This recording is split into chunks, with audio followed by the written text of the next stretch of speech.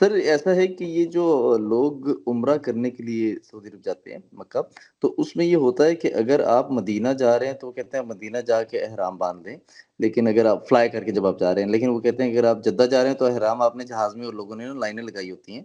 تو میرا یہ تھا کہ یہ اجتہادی نوعیت کا معاملہ ہے نا، کیونکہ قدیم دور میں جہاز تو تھے نہیں، وہ جدہ کیونکہ میقات کی حدود میں وہ کہتے ہیں آتے ہیں، تو اس بارے میں مجھے بتائیے کہ جہاز میں ہی کیونکہ فلائی کر کے آپ میقات کی حدود کے اوپر سے گزر جاتے ہیں، یا وہاں جا کے بھی آپ آرام سے احرام باندھ سکتے ہیں؟ لوگ اس پہ بہت جذبے ہوتے ہیں۔ جی آپ نے بالکل درست فرمایا کہ اب جہاز کی ایجاد نے اس میں جو مسئلہ پیدا کیا ہے وہ ظاہر ہے کہ اجتہاد کا تقاضا کرتا ہے۔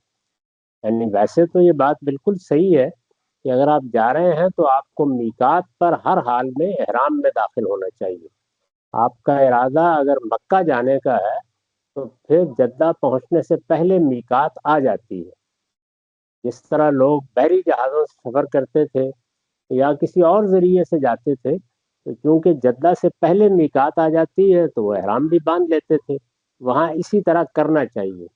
اب لوگ جہاز میں ہوتے ہیں، اس میں ایک طرح کا اضطرار سا لوگوں کو پیش آ جاتا ہے۔ اس میں بعض لوگوں نے یہ رائے قائم کی ہے کہ جہاز جدہ میں اتر جائے تو آپ میقات کے اندر اتریں گے، تو پھر میقات کے اندر کے بارے میں جو احکام ہیں کہ جہاں پر بھی آپ ہیں وہاں سے احرام باندھ لیں، تو یہ طریقہ اختیار کیا جائے گا۔ اس اجتہاد کی گنجائش ہے، اگر آپ کا اطمینان ہو جائے تو آپ اس پہ عمل کر سکتے ہیں۔ ظاہر ہے اجتہاد میں عقلی لحاظ سے ایک دلیل دی جاتی ہے، وہ کسی کے لیے قابل اطمینان ہوتی ہے، کسی کے لیے نہیں ہوتی۔ بعض اوقات چونکہ ایک بڑی عبادت ہے تو اس وجہ سے لوگ یہ پسند کرتے ہیں کہ تھوڑی مشقت اٹھا لیں گے لیکن ہم اس میں اجتہاد نہیں کریں گے۔ تو یہ دونوں رویے میرے خیال میں قابل قبول ہیں۔